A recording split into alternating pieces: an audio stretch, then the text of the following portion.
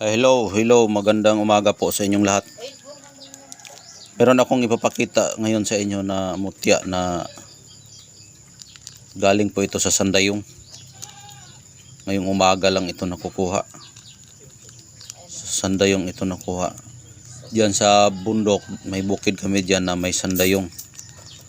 Tapos sinalod namin sa baso, tapos ito pong nakuha. Ayan. May tumatagiktik na tumutunog sa baso. Itong bato na to, ganyan tumatagiktik. Dito kasi sa bukid, meron kaming Sandayong na kawayan. Tapos habang nagkuha kami ng tubig, binaso ng aking kapatid. Ito po ang nakuha na nahulog sa baso. Pag ganun nagtataka siya, may tumutunog na parang may pumasok sa bato. Parang may pumasok na bato sa baso. Ayan pala yung nakuha. Mutya sa tubig. Maganda ito dahil maliit lang. Maliit lang siya. Pwede mo ito ibaon sa balat. Ayan maliit.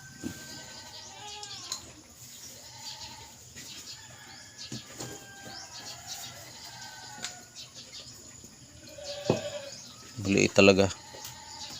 Ito ang maganda dahil maliit. Ulitin ko po, nakuha po ito sa Sandayong. Sinalod namin yun sa baso. Tapos may nahulog na bato sa baso. Nag-iigib kami kasi sa tubig. Dito sa bukid, meron kaming pag-iigiba na Sandayong na gawang kawayan. Doon kami mag-igib para yung tubig na yun ang ginagamit namin inumin kapag walang agas sa gripo namin. Tapos yung iba, doon na kami maglalaba. Tapos nung gusto nang uminom yung aking kapatid, ginamit niya yung baso. Katapos ayun, may pumasok na ganito ang tunog. Ganon ang tunog. Pagtingin niya, ininom niya, may bato doon na pumapasok na ganito ang kulay. Tapos sabi niya, tingnan ko daw kung ano ito. Pagtingin ko, mutya. Ayan. Mutya sa tubig.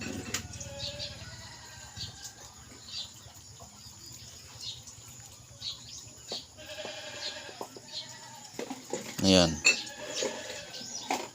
Maliit.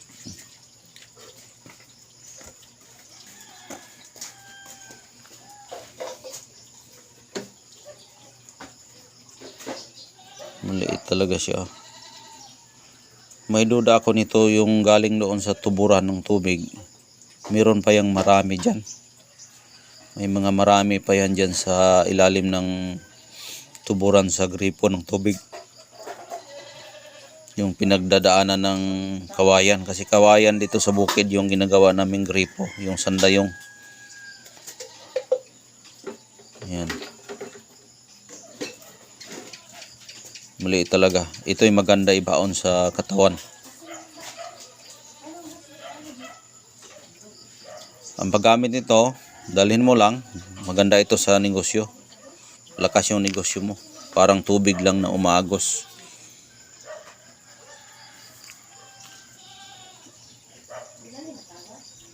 Yan. Maliit lang. Pero original. Yan, bato talaga siya. Ihagis ko bato. Ulitin ko. Yan. Bato. Kung ilagay mo sa tubig, parang medyo mawala-wala siya konti. Dahil kapag bato na kasi, mawala yan sa tubig. Pero hindi ibig sabihin na mawala na hindi mo makikita. Makikita mo pa rin, pero para lang siyang parang tubig na nakasabay siya. Dahil matigas na kasi siya. Pero kung liquid ito, hindi mo makikita. Pero nagtigas mo siya, makikita mo talaga sa tubig yan. Ayan po yung mutya niya.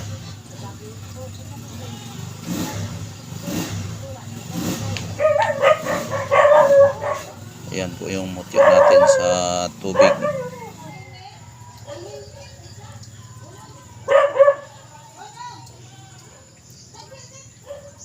Yan po yung tubig na nakuha sa sandayong sa bukid, sandayong na kawayan. Ang gamit po niyan, pwede mo yung gamitin sa panipas sa bala, panipas sa mga trahedya,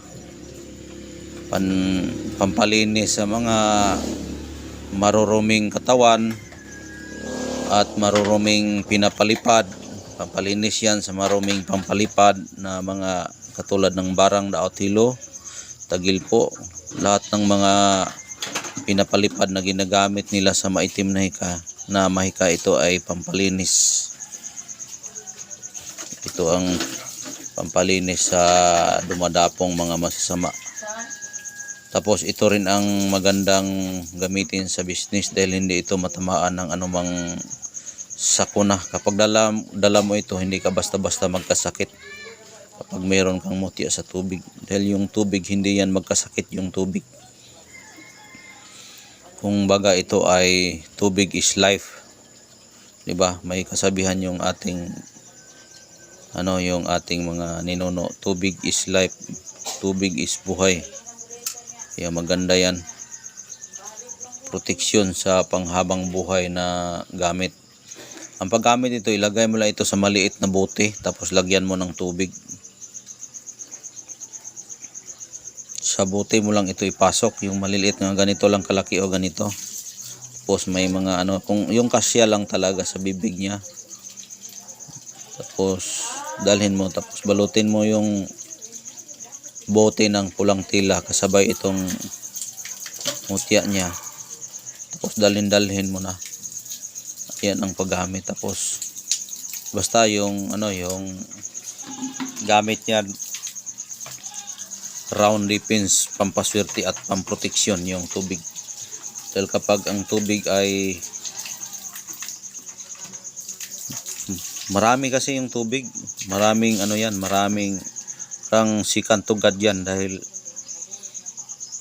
pag wala kang tubig, patay ka. Wala kang mainom, patay ka. Tapos pag magagalit yan, patay ka rin. Yan po katindi ang ugali ng tubig. Kapag magalit yung tubig, katulad ng baha, typhoon, tubig yan. Magalit yan, makamamatay yan. Kaya itong tubig na ito, napakalakas ang kanyang responsibilidad sa mundo. Dahil kayang magpakabuhay, kayang pumatay.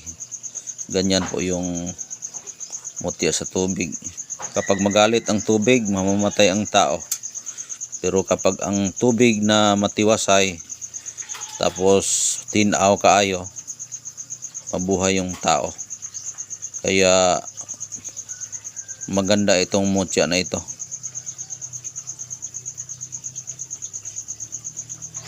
Nag-iisa lang naman, dapat dalawa sana ito. Isa lang yung bumagsak doon sa baso ng aking kapatid. Nag-iigib kami kasi ng tubig doon kasi wala nang agas dito sa amin. Kaya yun, nag-igib kami sa sandayong doon sa bundok. Pag-igib namin, ito po, nasalod sa baso, tumatagiktik tumutunog sa baso. Yan, kinagat pa ito, kinagagat ng aking kapatid. Sabi niya, kuya matigas. Saan galing? Dito. Kinuha ko agad, sa akin na yan. Ito po ang mutya niya. Ayan.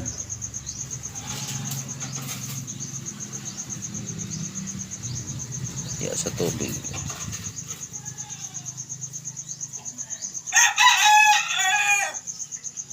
Yan po ang aking masasabi sa araw ngayon ng Huwebes.